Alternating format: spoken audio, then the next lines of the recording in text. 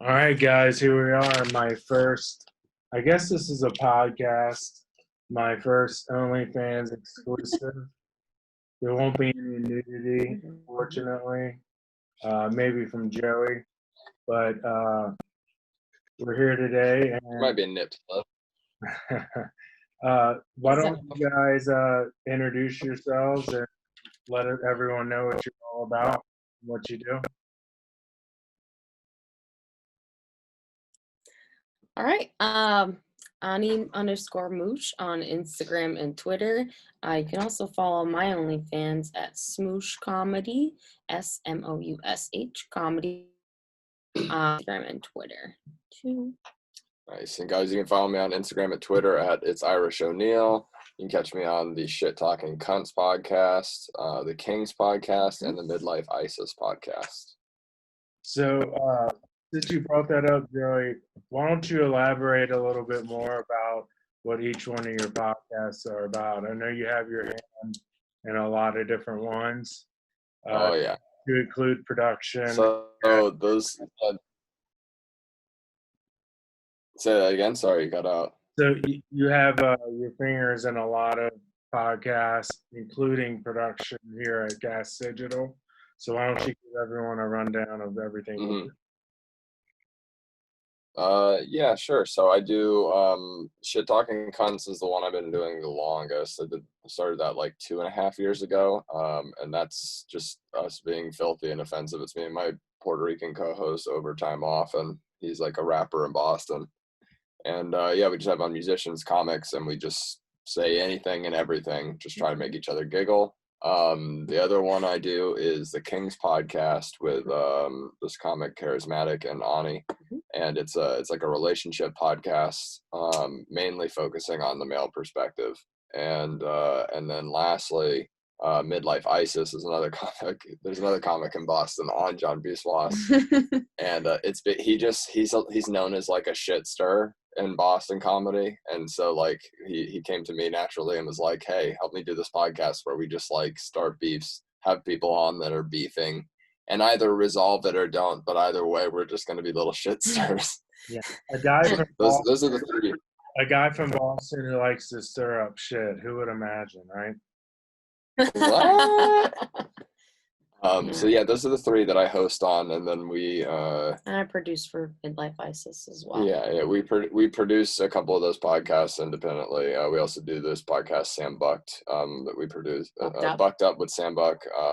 There's Baden Jones does a series of, he's known as the Trash Panda because he likes raccoons, the Alabama Trash Panda. So he does Trash Panda Conspiracies, which is a conspiracy show, and then he does Trash Panda Talks Wrestling, which is a wrestling show, and then he's starting another one soon. Yeah, he has Trash Panda everything. If you look that up. Yeah, we got another guy, Nick Assad, who does We're Friends Now, where he has a comic on. They try to become friends, I guess. Yeah, they talk about like friends and becoming friends, best friends. It's a whole friendship podcast. And then here on Gas Digital, I produce The Thing Is, and then I cut clips for also that and High Society Radio and Can't Get Right. Tell him when you want him to stop, really.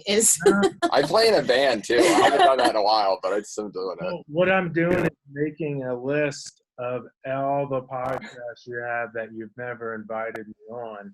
And here I am. Now you gotta run the stuff. On my first fucking episode, I have you on, so I'm kind of pissed off right now. Anyway.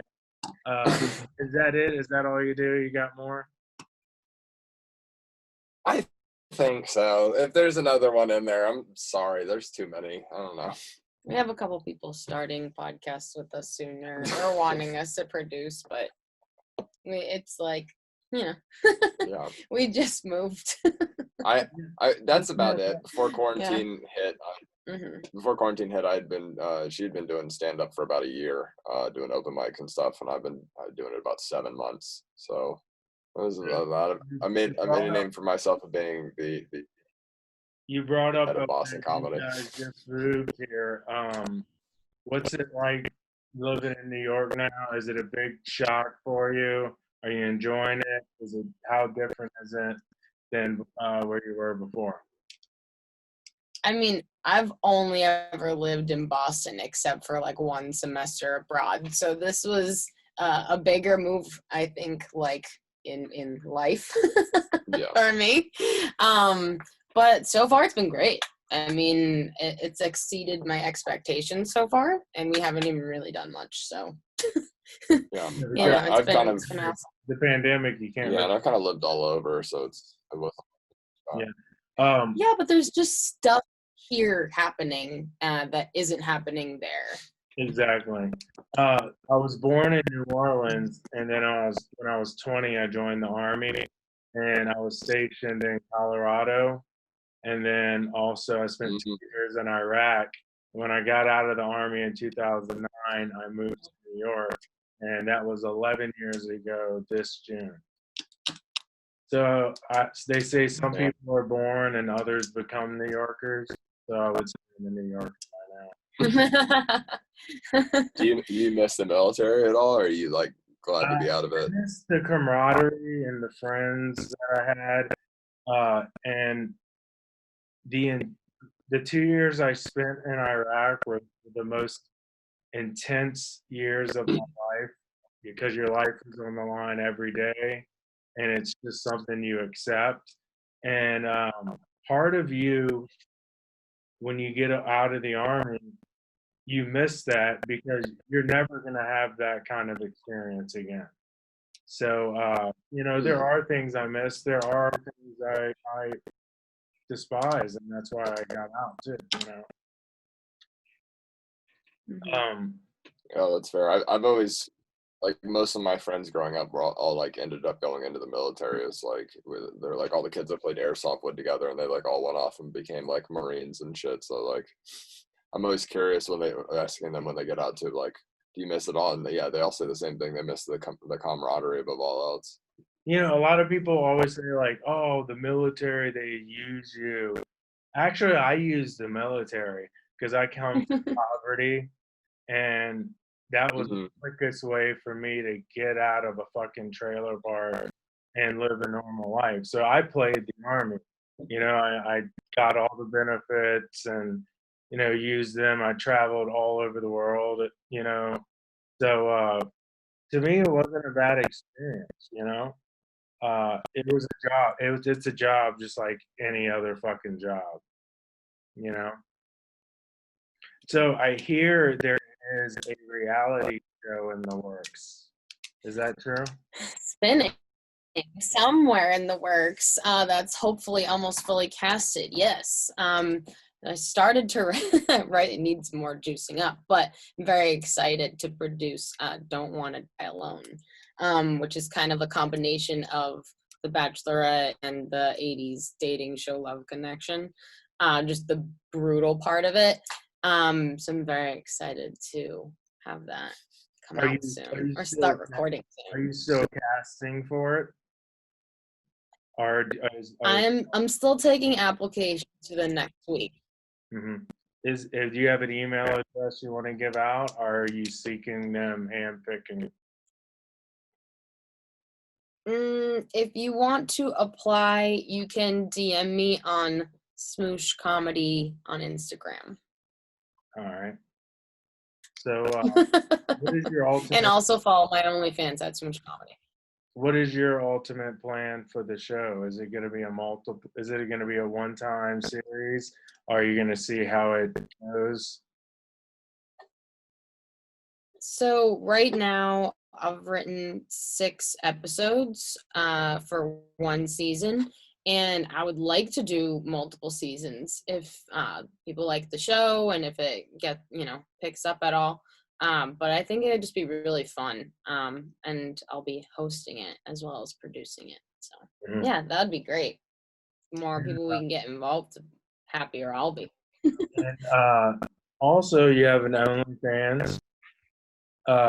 Your OnlyFans is a lot different from the typical. To me, it's more artsy, and there's more substance to it besides tits and ass. So, congrats on that. How are you doing on it? So far, I mean, I think it's been pretty successful. Right now, it doesn't feel like I have a big following, but we will see. I just recorded an episode with Big J for his OnlyFans, so, and not in this beautiful lighting. So hopefully after that, I can filter more through that, and that's really the goal of like my OnlyFans to begin with, was just to plug like all the podcasts and projects that I'm working on, and produce my own, and kind of try to like do a little bit more comedy through that, and stand out in that platform. Are you still doing stand-up comedy? I haven't done it since like quarantine started. I'll try to write like jokes or premises for jokes, but none that I've actually said like out loud in front of anybody else except like him for right now. The Zoom open mic and stuff like that are kind of dumb. Are you good at insult comedy? Insult comedy, like roasts and shit? Yeah. He's better at it than I am. Because, Gas Digital, we have Comedy Fight Club. And they do live shows on rooftops because of the pandemic and everything. So there's always... Yeah, I mean, I can take it, but I just haven't done it in a while. Like, the Zoom comedy was not for me, but a couple of our friends from Boston that do stand up, were on Comedy Fight Club. Mm-hmm. Big D and Kenny and Buck, who does a podcast with us. Mm-hmm. I'd be down to do it. Will I know who I'm roasting beforehand? Yeah. Actually, you know who you're roasting before, and actually, like, you'll get together and talk with each other, because it's not fun if you don't know anything about the person. Yeah. Yeah, so it's a really cool atmosphere. It's nothing hateful. It's like, hey, you could make like me, I would be like, hey, even if it is, who cares? It's a joke. Like me, I would be like, hey, make fun of my trailer park upbringing and PTSD. You know what I mean? Like, they do things like that. So, yeah. What are you guys' overall goals here in New York?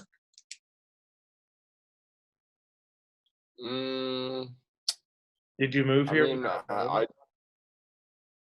No. I mean, there's like a couple, like, which one first, because we have a lot of projects. Yeah, no, I mean, the biggest thing is just like I really enjoy producing podcasts. So like I was kind of like getting to the point in Boston where just even with like stand up and even music and everything, there's just sort of like a glass ceiling there that's like, I don't know. I don't feel like people you get to a point in Boston, you either just like leave and go to LA or New York, or you just like stay there and be comfortable. Like, it's just not the beacon of entertainment or comedy like it used to be, like back in the day. Well, it's not even that for me as much as it's just like it would have been very easy. It would have been very easy to stay in it. Hey, bitch, I'm talking. It would have been very easy for us to stay like another year in like Boston or whatever, and just like pay cheaper rent there and do whatever. But it was just I'm like, I don't like, life's boring if you're living comfortably all the time. Mm-hmm. Exactly. Yeah. So Joey, I had 2 stories about you, and the first story is during the Gas Digital Christmas party, you were invited to come, and I don't even think you remember me reaching out to you and saying, hey, you can crash at my place. I do. If you want to. Yeah. See how good of I do. It was so kind. It was right when I was going to Pennsylvania. The problem was I just didn't I timed it wrong by like a day. I'd like rented a car and everything to like go to Pennsylvania, and if I can't remember, I think I was either like a day early or not, but I like just missed like where I would have I got to Pennsylvania this year. I got to Pennsylvania and had to drive back and then back again to Pennsylvania, and I was like, fuck. And then I was like, I knew that I was getting a ton of drugs, so I was like, then I got to get up the next morning on a bunch of drugs and drive 2 hours back to Pennsylvania. We've all been there. My second story, and this is why you got hired and what you're known for, is you participated in a limited at Skankfest. I want to clarify, that is not exactly why I got hired, Yeah. but it was definitely an important factor. Can you talk about that in depth, please? Yeah. So last year's Skankfest, SDR show did a live game called Eliminix, and it was like Eliminate, the old MTV show. But the way it worked was the contestants and myself being one of them, and it was me and 3 other guys. We were behind this giant blue tarp, and then once they announced the show and everything, and everyone was in there, they cut the 4 holes, and then we put our dicks through. And basically there was 3 portions of the contest. I think that myself and maybe one other person had like submitted and got on, and you had to submit and have like you had to send a picture in too, so you had to pass an initial size. You had to pass the eye test of size at least. And I think only like because my dick was too big. It sucked. that's not fair, dude. Yeah, dude. I come on. I can't Only fans. Only that's exclusive fans. content, dog. A hog that big, you don't just go whipping that out for no one. You should just clip in, side by sides. But yeah, there's 3 portions to it. You had to do. The first part was a costume contest. The second part was a personality contest, and then the third was a talent portion. And okay. So the funniest thing to me is I learned an important lesson that day, that I my entire life had thought that the way that dick pills worked was like you took it and it just like it was just going to be automatic. Like even if you were sitting here being like none, chair, baseball can, like it's just going to be like, oh sorry, we're Magic. here to fucking play. Like I didn't realize you have to have like real like active stimulation to like make like that happen, because like I just it was doing nothing. I was just there with, which I mean, it was a sweet soft hang, but like I expected more personally, but what place did the best. What place? What's that? First, second, third. Second place. I won the costume. I won the costume contest. I lost I came in second on the personality contest, and the only reason he won the personality contest because he has like he had like cheesy flame arm tattoos, and I was like, ew, Shannon would pick that. People still get that? What's that? People still get flame tattoos. Like yep. Like and like literally the like really cheesy like not yeah. And then he won the guy. I'll give him. I remember the guy who won, and you won a date with Shannon or whatever, and he thought like he was in, but little did he know Ralph was on the date. Yeah, he was like, "It's easy peasy. I'm in there, dog." I'll give him. He did win the and square because he put a tie around his dick and did like a Rodney Dangerfield stand-up act basically with his dick, and it was pretty solid. The stand-up, not his dick. So, my memory from besides that at Skankfest is I just remember seeing you everywhere, and one day we popped up on people you might know on Facebook, and I was like, oh, that's the guy who had his dick out. And that's when I added you. We've talked ever since. And it's awesome that you're fucking finally here, both of you. Because I kind of had like a mini Epstein full circle kind of, well no not Epstein, Harvey Weinstein thing. Still same face. No, because it's funny thing that most people don't know this. Not the same. Most people don't know this, but the next day when Ralph was doing the poker tournament downstairs, it was like him and people, and then Chris from Brooklyn was down there. And I walked in the room, and Ralph was like, "Hey, it's Irish O'Neal. He took his dick out yesterday." Oh. And then Chris from Brooklyn was like, "You took your dick out yesterday?" And I was like, "Yeah." And he was like, haha. He's like, "Take your dick out." And I was like, and he was like, "Take your fucking dick out." And I was like, "All right." And so I took my dick out again in front of like a room of 12 people, and then the first show that I started, Oh yeah, I did it again. This was like the private shit, like only the poker tournament. And he doesn't even have OnlyFans. And now then the first show I was cutting clips for when I came on the network was High Society Radio. So it's kind of like I showed my dick and got, it kind of worked out that way. Yeah. Well, Yeah. Chris from BK loves seeing cock. So. Yeah. I mean, can confirm. At least mine. Mm-hmm. He seems satisfied. Yeah. Well, this is my first OnlyFans exclusive, and I've run out of stuff to say. And we can just sit here and look at each other in awkward silence, unless you guys have something. Do you want to plug anything? You can plug anything that you do. Oh yeah, I forgot about me. See how selfless I am. You can follow me on all social media, Erik Deci, ErikDeci, and including OnlyFans too. And you guys want to plug anything?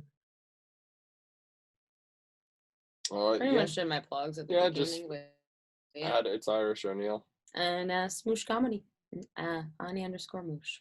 All right, guys, I will put this up today, and we're gonna get 1 million views on it. Dude, we're gonna explode, bro. Well, I want to Here we go. I want to thank you guys for being my first guest ever. I kind of scraped the bottom of Thank the you. Hey, you guys are awesome, and I'm sure this week I'll be invited on numerous podcasts by Joey. Right? Of course, you will. I'm bigger than you, by the way. Remember. See ya. See ya. Okay, let's end it.